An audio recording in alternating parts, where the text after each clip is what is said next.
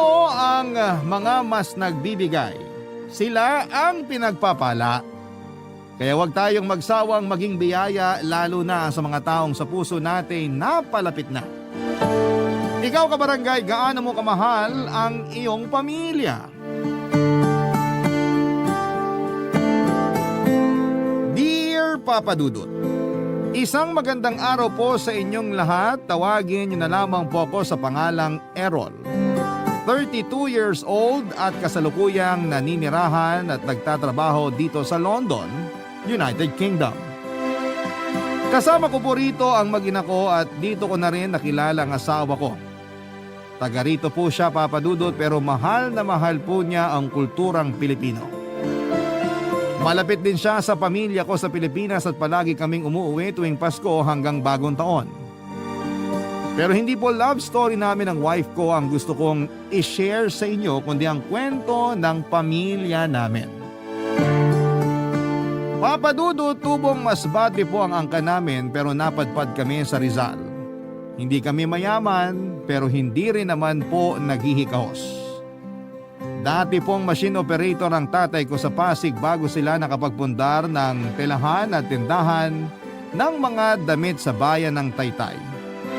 Yun na po ang magkasama nilang pinagkakabalahan ng nanay ko hanggang sa kasalukuyan. Dalawa lamang po kaming anak nila, bunso ako at may nakakatandang kapatid ako na si Ate Aida. 5 years ang tanda niya sa akin. Close po kami ng ate ko, Papa Dudut. Role model ko siya dahil mabait siyang anak at lagi niyang napapasaya ang mga magulang namin.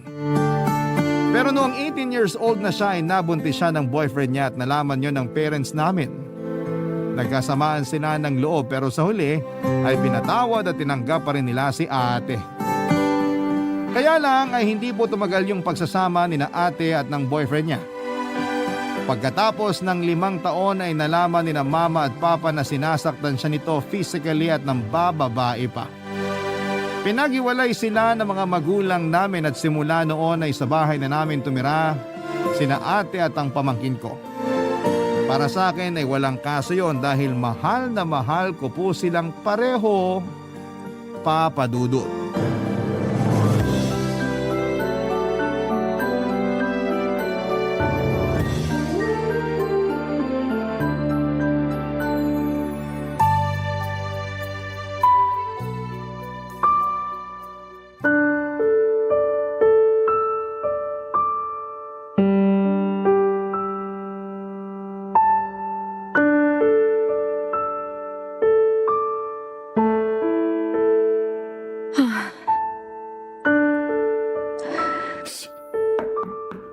Sino yan?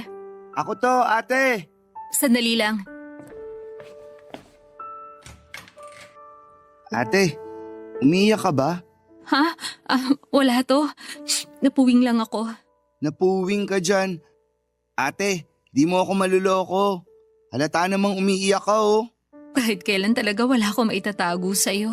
Kilala kita. Magkapatid tayo. Anong problema? Wala naman.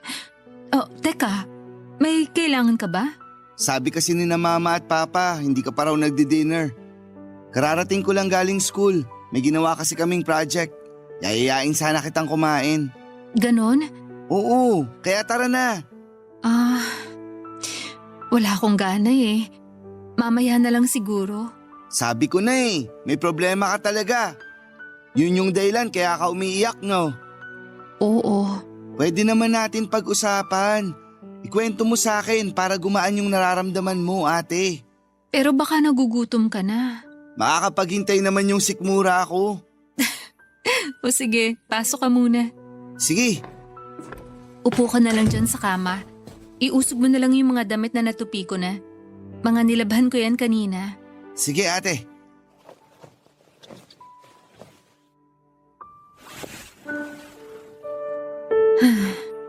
Huhulaan ko. Tungkol na naman ba yan dun sa dati mong kinakasama? Oo eh. Tinawagan mo na naman ba siya, ate? Oo, pero nalaman ko may iba na siyang kinakasama. Ha? Seryoso ba yan? Seryoso. Tapos sinabihan niya ako na hindi na siya makakapagbigay ng sustento sa anak namin. Nag-iipon daw kasi siya ng pera para dun sa panganganak ng bago niya.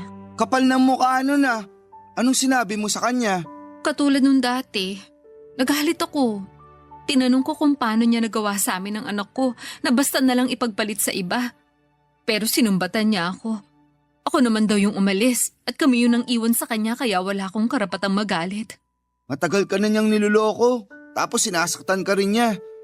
Lakas naman ng loob niya na sisihin at sumbatan ka.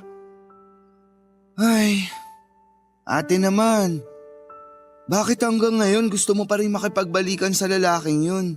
Hindi ko rin alam ang sarili ko. Alam ko naman na hindi ko deserve na saktan at abusuhin pero parang hindi ko naman kaya mawala siya sa akin. Kaya lang, mukhang wala na talaga. Hindi na maaayos yung pamilya namin kasi may iba na siya. Sorry ate, pero para sa akin, matagal nang sira yung pamilya niyo at kasalanan niya yun. May kasalanan din naman ako. Siguro kasi hindi ako naging sapat sa kanya. Ang sabihin mo, masyado siyang mapaghanap. Kung pwede ko lang talagang pangangayin yung lalaking yun, gagawin ko.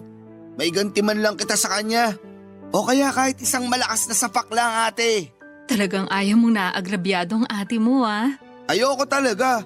Kaya nga ang sayo ko nung naghiwalay na kayo eh. Kaso, nakakalungkot din naman ngayon kasi mukhang di ka pa rin okay. Ang hirap naman kasi maging okay. Hanggang ngayon kasi, mahal ko pa rin siya. Pero kailangan kong kayanin para sa anak ko. Hindi ka naman namin minamadali na maging okay agad ate. Basta kahit na anong mangyari, nandito lang kami ni na mama at papa. Lalo na ako. Pwede mo akong kwentuhan. Makikinig ako kahit na paulit-ulit pa yan. Kapatid mo ko. Paramay mo ko lalo na sa mga ganitong sitwasyon. Salamat, Errol. Sa totoo lang, gumaan ng konti yung loob ko nung naikwento ko na sa'yo. Walang anuman. Basta kung anumang bumabagabag sa'yo, sabihin mo lang sa akin. Saka malalampasan mo rin yan ate. Nagawa mo at kinaya siyang iwan para sa kapakanan niyong mag-ina. Alam ko wala ako sa sitwasyon mo pero kahit papano, naiintindihan ko kung bakit hanggang ngayon hindi ka pa rin makabitaw. Hayaan mo na muna. Iiyak mo lang. Magiging maayos din ang lahat. Aminado ang ate ko na nabulag siya sa pag-ibig at pinagpalit niya yung pagkakataon na makapagtapos ng pag-aaral noong pumayag siyang may mangyari sa kanila ng dati niyang kinakasama. Mula nang bumalik siya sa bahay namin ay walang araw na hindi ko nakita sa mga mata ng kapatid ko yung hiya at pagsisisi dahil sa sitwasyon nila noon ng pamangkin ko. May pagkakataon din na narinig ko siyang umiiyak at nagmamakaawa sa lalaking yon habang kausap niya sa cellphone. Habang pinag-uusapan nila ang tungkol sa pagbabalikan nila. Gusto ni ate na sila ang piliin sa halip na yung bago nitong kinakasama. Dahil doon ay alam kong hindi pa rin nakakapag-move on si ate kahit na naranasan niyang abusuhin at saktan ng taong mahal niya. Nalulungkot din ako para sa pamangkin ko dahil hindi man lang nito mararanasan na magkaroon ng buong pamilya. Pero naniniwala po ako na masyado nang makaluma ang konseptong ito. Para kasi sa akin ay walang silbi ang pagiging buo ng isang pamilya kung meron namang nang aabuso. Hindi dapat ginagawang normal ang pagtitiis sa pang-aabuso sa loob mismo ng tahanan para lamang masabi na kompleto at buo ang isang pamilya. Kaya sang-ayon po ako noong binawin ni na mama at papa si ate sa abusado niyang kinakasama. Galit na galit po ako sa lalaking yon, Papa Dudut. Hinding-hindi ko po siya mapapatawad sa ginawa niya sa kapatid ko at sa anak nila. Napapatanong nga ako sa sarili ko kung bakit may ganong klase ng mga tao. Yun bang nasa kanila na ang pamilya na pinapangarap ng iba pero nagagawa pa rin nilang ipagpalit.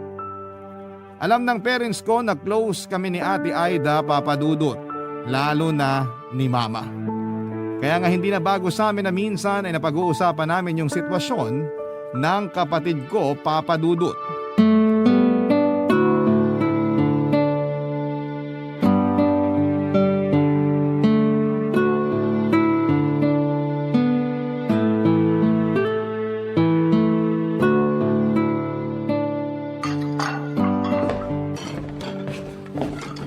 Ma, ako na po maghuhugas dyan. Maupo na lang po kayo at tapusin niyo yung kinakain yung cake. Sigurado ka ba, anak? Opo, saka kayo na rin yung nagluto. Baka mapasma kamay niyo. Mamaya ka na maghugas dyan. Upo ka muna tapos samahan mo ko kumain dito. May isang slice pa kasi ng cake na dala ng papa mo. Ubusin mo na para hindi ko na ilalagay sa ref. Sige po. Kumain na po ba nito si ate? Parang di ko siya nakitang kumuha ng cake kanina. Hindi nga eh. Walang gana yung ate mo. Paborito pa naman niya to. Baka hanggang ngayon malungkot pa rin siya. Ano bang ikalulungkot niya? Yung paghihiwalay nila nung tatay ng anak niya? Opo. Bakit niya ikalulungkot yon? Dapat nga magalit siya sa lokong yun eh. Sabihan ba naman siya na di susustentuhan yung anak nila? Napaka-irresponsableng lalaki. Yun na nga po, ma. Sobrang kapal ng mukha ng lalaking yun. Sarap pangaan. Mabuti pa nga, nang makaganti naman tayo doon. Seryoso? Gusto niyo ako makipag-away? Siyempre biro lang. Pero kasi ako yung nasasaktan sa sitwasyon ng ate mo. Sinabi ko nga sa kanya na ireklamo niya yung hindi pagsusustento eh. Pero siya na rin na may sabi na wag na lang gawin yon. Kaya naman daw niya buhayin yung anak nila. Ang lambot talaga ng puso ni ate pagdating sa lalaking yun. Ganun yata talaga kapag mahal mo, ma. Bakit niya mamahalin yung ganong klaseng lalaki? Hindi nga iniisip nung lalaking yun na magiging kinabukasan nilang mag-ina. Hay! Ibang klase. Lakas pa ng loob na ipangalanda ka na pinagpalit niya yung ate mo.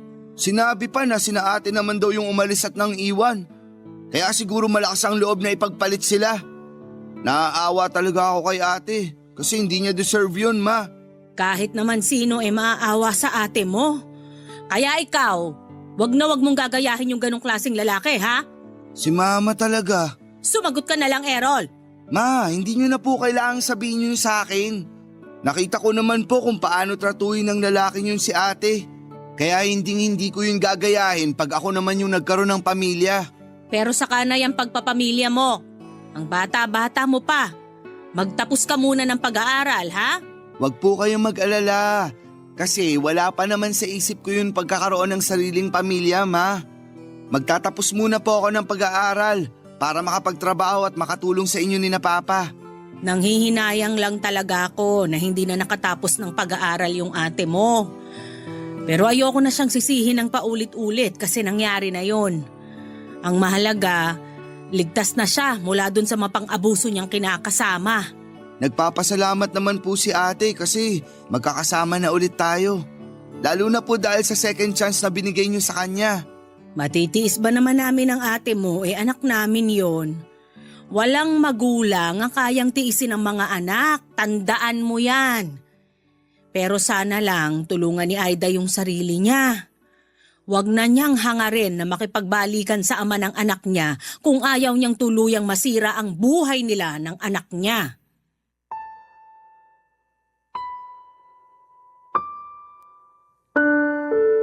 Papa Dudut, naiintindihan ko po si mama dahil magulang siya. Nag-worry lamang siya sa anak niya kaya binawi niya si ate. Doon ko napagtanto na hindi lang pala ako yung nakakapansin na malungkot ang kapatid ko sa paghihiwalay nila ng dati niyang kinakasama. Pero pilit pong tinatago ni Ate Aida yung lungkot na yon para hindi naman makita. Nagpapasalamat siya sa mga magulang namin dahil sa kabila ng lahat ay nagkaayos pa rin sila at tinanggap pa rin siya sa bahay namin. Pero alam namin ni Mama na may kulang pa rin kay ate at hinding-hindi yon mapupunan ng pag-ibig na kaya naming ibigay sa kanya bilang pamilya. Sa kabila ng lahat ay umasa pa rin ako na may magandang mangyayari. Lagi ko pong pinapakita at pinaparamdam kay ate na gaganda rin ang takbo ng mga bagay-bagay. Bukod doon ay mahal na mahal ko ang anak niya. Kaya naman ang hiling ko lang ng mga panahong yon, kung pagbibigyan pa ng Panginoon na magkaroon ng bagong tatay ang pamangkin ko, sana ay yun na talaga ang lalaking magmamahal ng totoo sa kanila ng ate ko. Hiniling ko noon na kung may darating man sa buhay ng ate ko, sana'y hindi na siya saktan o ipagpapalit sa iba, Papa Dudut. Barangay Love Stories. Barangay Love Stories. Noong mga panahon na nagtatrabaho si Papa sa pabrika sa Pasig bilang machine operator, pananahin naman ng shorts, sando at bestida ang pinagkakabalahan ni Mama. Wala pa kaming negosyo noon o pwesto sa Tiangge, Papa Dudut. Laging sinasabi ni ate na gusto niyang magkaroon ng negosyo para sa mga magulang namin kapag nakapagtapos na siya ng pag-aaral at nakapagtrabaho. Pero hindi na yun natupad noong nabuntis siya at nagkaanak. Kaya siguro sumama rin ang loob sa kanya ng mga magulang namin dahil hindi biro ang tuition na ginastos nila para sa pag-aaral ni ate noon sa kolehiyo na nabaliwala lang noong tumigil siya at nag-asawa ng maaga. Kaya yung pag-aaral ko na lamang po ang pinagtuunan ng pansin ng mga magulang namin pero nahirapan pa rin kami noong naaksidente si Papa. Nabangga po ang sinasakyan niyang motor ng isang truck dahilan para maapektuhan ang kanang binti niya. Ilang buwan din po siyang nag-therapy at doon napunta halos ang lahat ng perang inipon ng mga magulang namin. Nung umuwi si ate sa bahay namin ay naghanap siya ng trabaho para makatulong sa mga gastusin. Si Mama nag-alaga sa anak niya at tumutulong din po ako kapag wala akong pasok sa eskwelahan. Nagtatrabaho po bilang store clerk at cashier sa isang shawarma store sa mall ang ate ko. May mga pagkakataon na yung sweldo na niya ang bumuhay sa amin ng ilang buwan. Siya rin ang nagbibigay sa akin ng baon sa school at paggastos para sa mga projects ko. Mabuti na lamang at scholar ako sa isang university sa Maynila. Wala naman pong reklamo si ate kahit na hindi gaanong kalaki ang kinikita niya. Lagi niyang sinasabi na gagawin niyang lahat para makabawi sa amin na pamilya niya, Papa Dudut.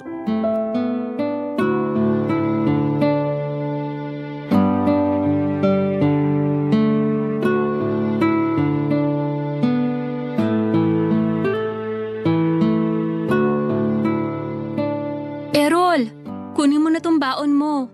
Ha? Binigyan mo na ako, di ba? Oo, pero dagdag mo na lang doon kasi nabanggit mo nung nakaraan. Diba sabi mo may project kayo?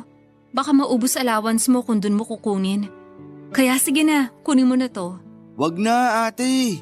Anong wag na? Pagkakasyahin ko na lang yung binigay mo. Nakakaiya na rin kasi. At bakit ka naman mahihiya sa akin, ate mo ko? Kaya tanggapin mo na yan. Alam ko naman yun, pero may pangangailangan ka rin. May pinagkakagastusan kayo ng anak mo. Malaking bagay na nga yung sa'yo galing yung allowance ko eh. Dapat lang napagkasyahin ko yun. Responsibilidad kita, Errol. Kaya hindi mo kailangan mahiya sa akin. Tsaka kahit papano naman, may naitatabi ako para sa amin ng anak ko. Ikaw na rin kasi nagbabayad ng mga bills natin dito sa bahay, ate. Tapos sagot mo na rin mga pagkain natin mula nung di na makapagtrabaho si Papa. Dapat siguro talaga ituloy ko na yung plano ko. Planong ano? Maghanap ng part-time job para makabawas na sa gastos mo yung allowance ko. Mag-working student ka? Oo, pwede naman yun kasi di naman mahigpit sa school namin. Pero kaya mo kaya? Si ate naman, syempre kakayanin. Ang ibig kong sabihin yung pagsasabayin mo yung pag-aaral at pagtatrabaho. Demanding ang kolehiyo. Diyan pa lang sa kurso mo, inaabot ka pa nga na madaling araw kakaaral. Baka kapag nag-part-time job ka, mahati yung atensyon mo sa pag-aaral mo at bumaba naman yung grades mo. Hindi ko pa rin naman pababayaan yung pag-aaral ko. Alam ko, pero minsan madali lang yung sabihin. Pero kapag nagtatrabaho ka na, may punto na mapapabayaan mo pa rin yun. Tingnan mo ko, hindi na nakagraduate kasi pinili ko mag-asawa. Akala ko kapag nanganak ako, makakabalik ako sa pag-aaral. Makakapagtapos ako tulad ng pangarap sa akin ni na Mama at Papa. Pero hindi ko na nagawa kasi sobrang nakakapagod maging nanay. Hanggang sa nawala na lang din ako ng gana. Wala namang imposible, ate. Hindi pa lang siguro ngayon yung tamang panahon para bumalik ka sa pag-aaral. Pero darating ka rin dun. Pero sa ngayon, hayaan mo na rin ako na tulungan kang mapagaan yung sitwasyon natin kahit papaano. Alam ko rin na gusto mo lang tumulong na mapagaan yung pamumuhay natin. Na-appreciate ko yon, pero maniwala ka. Ang laki na nang naitutulong mo sa akin kasi nandyan ka. Nakikinig ka sa mga kwento at kadramahan ko sa buhay. Si Mama, siya yung nag-aalaga sa anak ko kapag nasa trabaho ako. Ikaw rin, inaalagaan mo yung pamangkin mo. Kaya mahal na mahal ka nung batang yun eh. Wala ngang bukang bibig kundi ikaw. Pamilya tayo, ate. At ang pamilya nagtutulungan, nagdadamayan. Kaya nga hayaan mo na lang muna ako na makatulong sa pamilya natin. Diyan ka na lang muna mag-focus sa pag-aaral mo. Pag nakatapos ka na, magtatrabaho ka rin naman. Huwag mo madaliin yung bagay na yun. Tsaka kayang-kaya ko pa naman eh. Kaya bilib talaga ako sa'yo, ate. Sus, bolero. Alam mo, sa lahat ng mga maling desisyon ko sa buhay, yung anak ko lang yung tama. Hinding-hindi ko pagsisisihan na dumating siya sa buhay ko at naging nanay niya ako. Kaya nga, araw-araw ako nagsusumikap sa trabaho para mabigyan siya ng magandang kinabukasan. Siya yung lakas ko, Errol. Pag nagkaanak ka na, mas maiintindihan mo yung pinanggagalingan ko. Naiintindihan ko naman kahit paano, ate. Kaya nga proud na proud kami sa'yo. Tapos ngayon, halos ikaw lang yung inaasahan namin. Lalo na sa mga gastusin natin sa bahay. Pangako, babawi ako. Kapag nakagraduate ako at nakapaghanap ng trabaho, ako naman yung tutulong sa'yo at sa pamilya natin. Salamat ha. Kung wala kayo, baka nabaliw na ako. Walang anuman, ate. Mahal ka namin eh. At hindi ka namin kayang tiisin. Hindi ko lang alam yung gagawin ko nun kasi masyado akong nabulag sa pagmamahal ko sa maling tao. Malaki rin yung pagsisisi ko kasi sinuway ko nun sina Mama at Papa. Wala naman silang hinangad kundi mapabuti ako pero naging matigas ang ulo ko. Ano ka ba, ate? Tapos na yun. Hindi mo kailangan paulit-ulit na sisihin yung sarili mo. Salamat talaga, Errol. Pero kunin mo na kasi tong pera. Sige ka, pag hindi mo to kinuha magtatampo ko. Pambihira naman oh. Nang guilt trip ka pa talaga. Sige na kasi.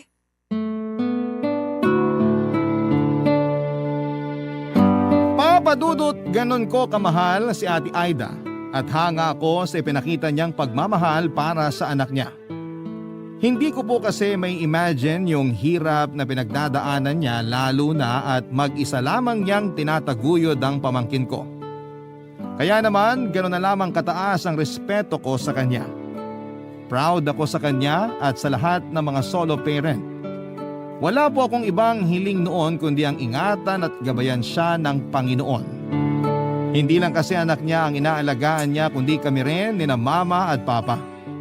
Kaya naman nangako ako noon sa sarili ko na magsisikap akong makapagtapos ng pag-aaral para magbunga yung pagsasakripisyo ng kapatid ko.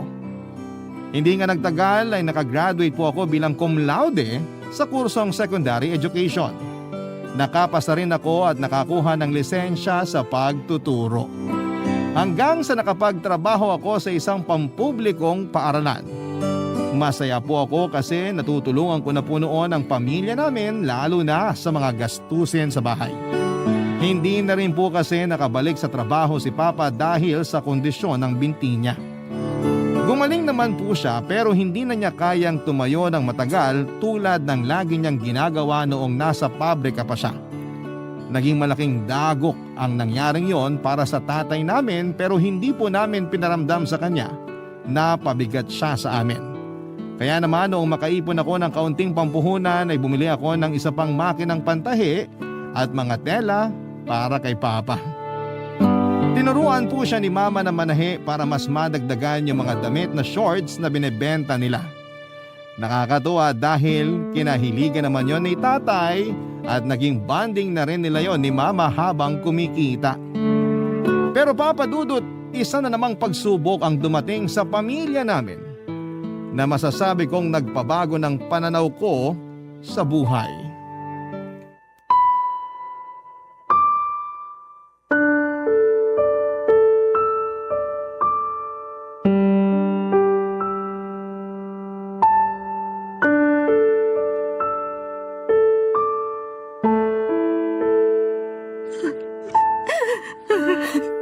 Ma, ayoko pa pang mamatay.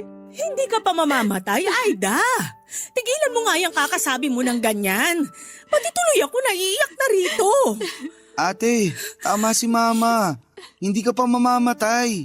Alam ko naman na lahat tayo doon din ang punta pero ayoko pa, Ma. May anak ako. Kaya nga magpapagamot ka. Tama si Errol. Saka mas mabuti ng maaga mong nalaman yung sakit mo. Hindi yung kung kailan malala na. Anong mas mabuti doon, Ma? Malala na rin naman yung sakit ko. Tsaka ang mahal-mahal ng dialysis ko, alam nyo lang. Magkakanda kuba-kuba ako sa pagtatrabaho. Tapos, doon lang din pala mapupunta. Parang ang hirap naman tanggapin noon. Tutulungan ka namin, ate. Di ba, Ma? Tutulungan natin si ate. Oo naman. Kahit naman papano may naipon kami dun sa maliit naming negosyo ng papa nyo. Pero Ma, nakakahiya. Anong nakakahiya doon? Anak ka namin. Saka sabi mo ayaw mo pang mamatay, di ba? Oo naman po, kasi maliit pa yung anak ko. Kawawa siya kapag nawalan siya ng nanay. Kaya nga magpapagamot ka. Tutulungan ka namin ni Errol. Hindi ka na dapat mahiya kasi pamilya mo kami. Ay, ewan ko ba naman sa'yo't bigla mong naisip yung hiya-hiya na yan? Kung bakit kasi sa dinami-dami ng tao, ako pa talaga yung tinamaan ng sakit na to. Marami namang mga masasama dyan. Yung mga kriminal, sana sila na lang. Wala naman silang binubuhay na anak eh. Hindi rin kami makapaniwala na magkakasakit ka ng ganyan, ate. Akala kasi namin gagaling ka rin pag nakapagpahinga ka pero iba na pala. Nakakabigla talaga. Pero naniniwala ako na pagsubok lang to sa'yo ng Panginoon para maging mas matatag ka, anak. Kaya wag na wag kang susuko. Wag na wag kang magpapatalo sa sakit mo. Susubukan ko, Ma. Pero nahihirapan pa rin po kung tanggapin ito. Kasama mo naman kami, ate. Hindi ka mag-isang lalaban dyan sa sakit mo kasi nandito kami ni na mama at papa. Pati yung anak mo, hindi ka namin iiwan. Thank you, Errol. Hindi ko alam yung gagawin ko kung sakaling wala kayo. Hindi ka namin pababayaan. Kaya wag ka na mag-isip ng kung ano-ano. Sundin mo lang yung sinabi sa'yo ng doktor. Iwasan mo yung mga pagkain at inumin na bawal sa'yo. At magpagamot ka para bumuti yung pakiramdam mo. Para naman kayong doktor magsalita, Ma. Siyempre, nag-aalala ako sa'yo. At gusto kong alagaan ka kasi anak kita. Kaya huwag ka na masyadong mag-alala kasi nandito kami para sa iyo, ate. Basta ipangako mo sa amin na lalaban ka para sa anak mo. Siyempre marami pa kayong pagsasamahan. Nung nakaraan nga nabanggit niya sa akin kung gaano kanya kamahal. Talaga? Oo, nagkwentuhan kasi kami. Tinanong ko siya kung ano yung pangarap niya. Gusto niya raw maging piloto. Kasi gusto mo raw makasakay ng eroplano kaya sabi niya siya yung magmamaneho. Nakakatuwa talaga yung apo ko. Napakabibo. Kanino pa po ba magmamana yung apo nyo? E di sa tito. Ay nako. Akala ko sasabihin mo sa akin nagmana. Joke lang. Sa'yo talaga mana yung anak mo, ate. Sa akin lang pagdating sa kapugian. Kitang-kita ko sa mga mata ni Ate Aida ang matinding takot noong sabihin niya sa aming may chronic kidney disease siya.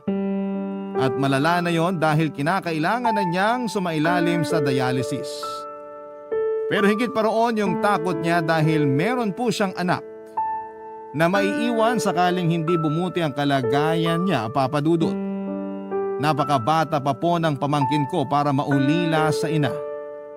Kaya naman ramdam namin ang matinding sakit at pangamba sa mga salita ni Ate Aida.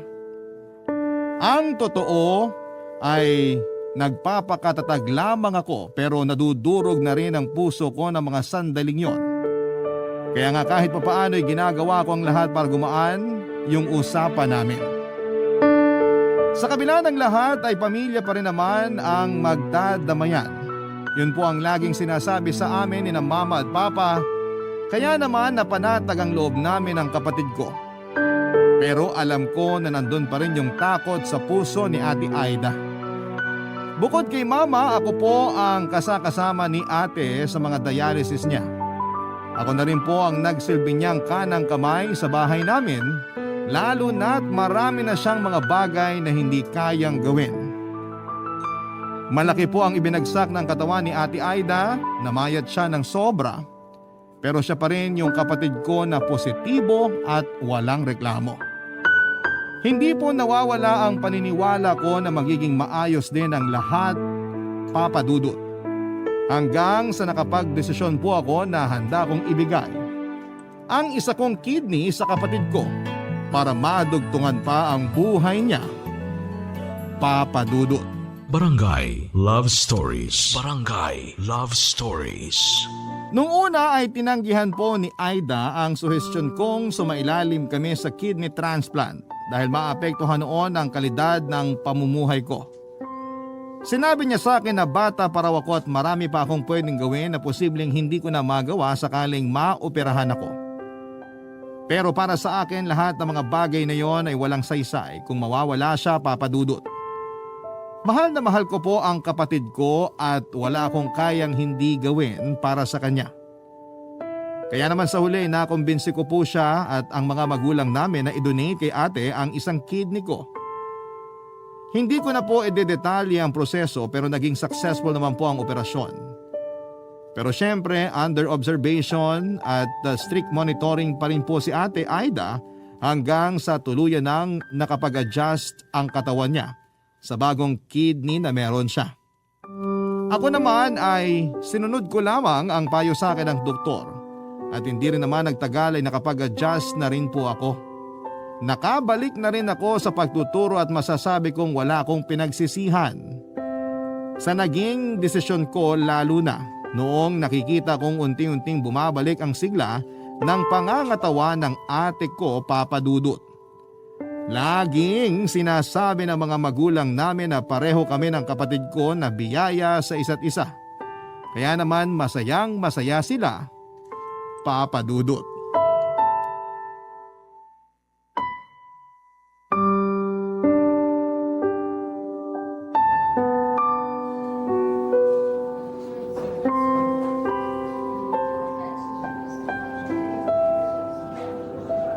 Kamusta na pakiramdam mo, ate?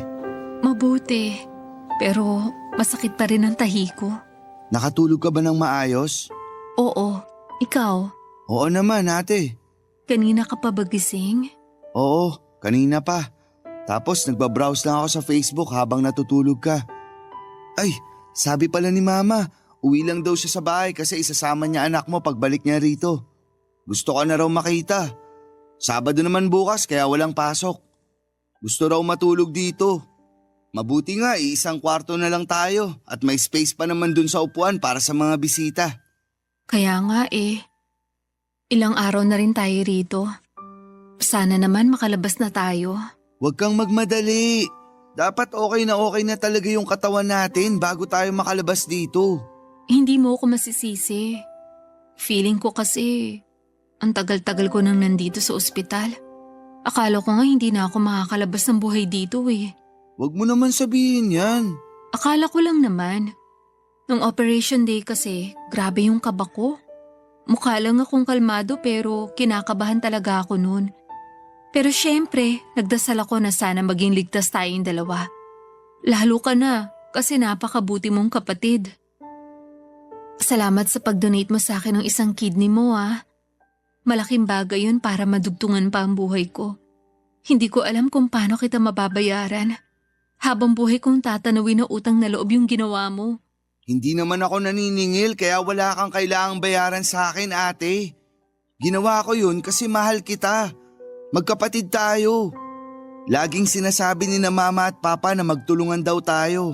Na magdamayan sa oras ng pangailangan. Kaya sinusunod ko lang yung bili nila. Ay, ako rin naman, natakot nung bago tayo operahan. Nagdasal din ako. Sabi ko, kung may mawawala sa atin, sana ako na lang. Wag na ikaw. Ano bang pinagsasasabi mo? Siyempre kasi may anak ka, ako wala. Kung mawawala ka, paano na lang yung pamangkin ko, di ba? Hindi porke wala ka pang anak, hindi na mahalaga ang buhay mo. Baliw ka talaga. Baliw na akong baliw. Pero buti na lang kasi mabait pa rin ang Panginoon. Wala siyang kinuha sa atin. Pareho niya tayong iniligtas. Isa pa, nagdasal talaga sina Mama at Papa para sa ating dalawa. Iba talaga yung kapangyarihan ng dasal ng mga magulang. Lagi tayong nililigtas. Kaya nga masayang masaya sila ate. Ako rin, masayang masaya. Wala akong ibang hiling kundi maging maayos na yung pakiramdam mo. Yun din ang gusto kong mangyari sa atin. Para makabalik ka na sa pagtuturo. Malamang, miss na miss ka na ng mga estudyante mo. Miss ko na rin sila. Alam mo, proud na proud talaga ako sa iyo, Errol. Kasi tinupad mo yung pangako mo na makakagraduate ka. Tapos naging teacher ka at nakakapagturo na. Lagi kang pinagmamalaki ni na mama at papa. Siyempre, ganun din ako. Ikaw ba naman ang magkaroon ng kapatid na teacher? Marangal na propesyon kaya ang pagtuturo. Mahal na mahal ko ang pagiging teacher ate. At masaya ako sa ginagawa ko. Pero nakakatawa lang kasi kahit ako mismo, may natutunan eh. Ano naman yun? Tungkol sa unconditional love. Na may mga bagay pala akong kayang gawin hindi lang para sa mga magulang natin, kundi para sa'yo na rin kasi kapatid kita. Natutunan ko rin na sulitin yung bawat sandali. Magpasalamat sa may kapal, sa mga biyaya kahit na hindi madali yung buhay natin. Kasi hindi natin alam kung kailan niya tayo kukunin. Pangalawang buhay na natin to. At gusto ko yung gamitin sa mas makabuluhang gawain na kasama kayong lahat. I-enjoy naman natin yung buhay ate. Tama ka. May natutuhan din ako sa nangyari. Dati ayoko na lagi nagpipicture kasi nakukornehan ako. Tanda ko nga na sinabi mo yan nung pinipicturan ko kayo ng anak mo nung kumain tayo sa labas. Sabi mo nga corny at tama na yung isa. Pero makulit ako. Gusto ko kasi maraming pictures. Oo, pero natutuhan ko na wala namang kaso yon. Kasi yung mga picture na yun naman pwede nating balik-balikan para ipaalala yung mga simpleng memories natin. At tulad mo, gusto ko rin mas enjoyin yung buhay. Papadudot nag-aral po si Ate Aida bilang virtual assistant at hindi nagtagal ay nakapagtrabaho siyang muli. Less hassle po yun dahil nasa bahay lamang siya at hindi kailangang bumiyahe, papasok at pauwi mula sa trabaho. Tapos nakakapag-bonding at naasikaso rin niya ang anak niya. Binigyan din po niya ng perang pangpuhunan ng mga magulang namin para makapag-expand ang negosyo nila. At yun na nga po yung tilahan at tindahan nila ng mga damit at punda sa Taytay, Tiangge. Doon na po nagsimulang umasenso ang pamilya namin dahil sa pagtutulungan namin. Lumipas pa po ang ilang taon at naging maayos po ang takbo ng lahat. Nagtuloy-tuloy ang mga biyaya na dumarating sa pamilya namin at sa kabuhayan namin. At walang hanggan po ang pagpapasalamat ng mga magulang namin sa Diyos. Lalo na sa pagkakaloob ng ikalawang pagkakataon upang madugtungan ang buhay ni Ate Aida. At pagkatapos ay natupad din ang panalangin namin ni Mama na sana'y makatagpo si Ate ng isang lalaki na magmamahal sa kanila ng anak niya. At yon ay sa katauhan ng boyfriend niyang si Mike. Isang araw ay meron pong binalita sa amin si Ate Aida. Dahilan para lalo po kaming maging maligaya para sa kanya.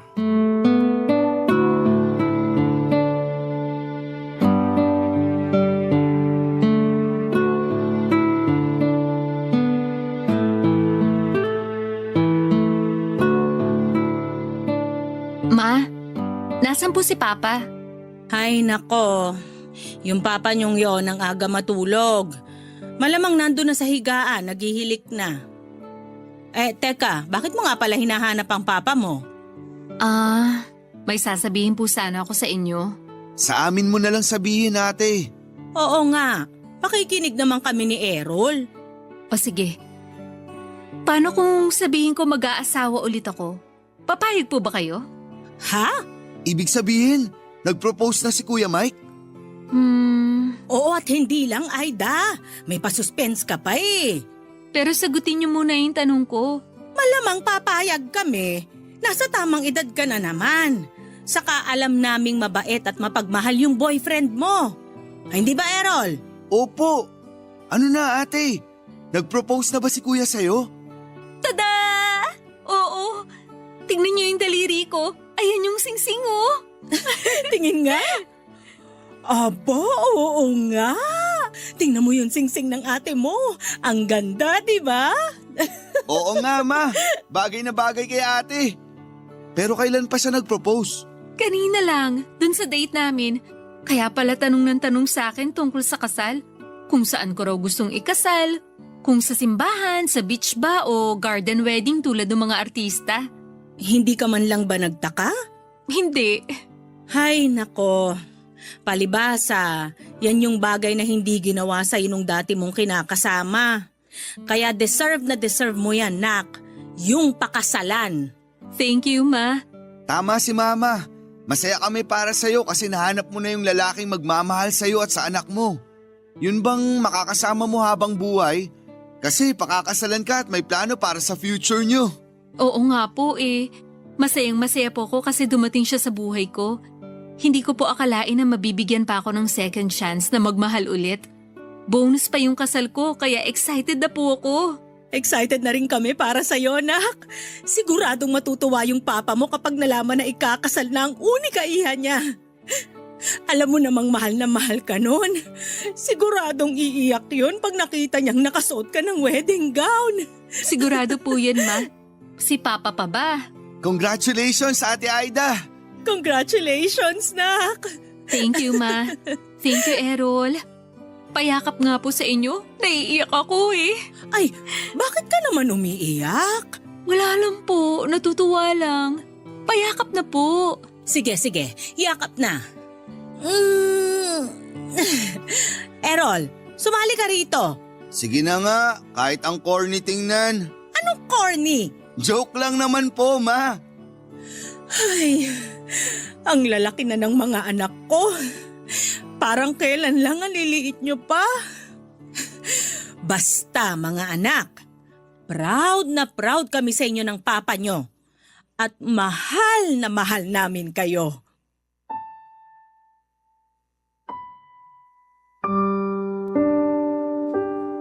Pagkalipas po ng 6 na buwan ay kinasal na si Ate Aida at ang boyfriend niya, Papa Dudut. Intimate garden wedding ang kasal at sobrang saya po ng kapatid ko. Masayang masaya din po mga magulang namin at napaiyak nga si Papa tulad ng inaasahan namin. Kahit naman ako ay hindi na rin napigilan ng pagiging emosyonal. Pero hindi ko lang pinahalata dahil baka tuksuhin nila ako. Wala pong pagsidla ng saya at pasasalamat sa puso ko. Dahil sa wakas ay nakamit na ni Ate Aida yung happy ending sa piling ng lalaking mahal niya at mahal siya. Sobrang deserve niya ang ganong klase ng pakiramdam. Sa kasalukuyan ay nasa mabuting kalagayan naman po kaming pareho ni ate at syempre marami pong nagbago sa lifestyle namin. Pero lahat ng yon ay sinunod namin para mas mapangalagaan at maingatan ang ikalawang buhay na pinagkaloob sa amin ng may kapal. At kahit na malayo na kami sa isa't isa dahil sa ibang bansa na ako nakatira ngayon, palagi ko pa rin pong naaalala ang pamilya ko na nasa Pilipinas. Hindi po naputol ang komunikasyon namin, Papa Dudut. Hanggang dito na lamang po ang kwento ko at marami pong salamat kung sakaling mapili po ninyong i-ere ang istorya ng buhay namin. Sana rin po ay kinapulutan po ito ng aral at inspirasyon ng mga kabarangay natin. More power and God bless. Sa Barangay Love Stories sa Barangay LS 97.1. Ang inyong forever kapuso at kabarangay Errol. Nagustuhan ng iyong napakinggan? Ituloy yan via live stream sa www.gmanetwork.com/radio.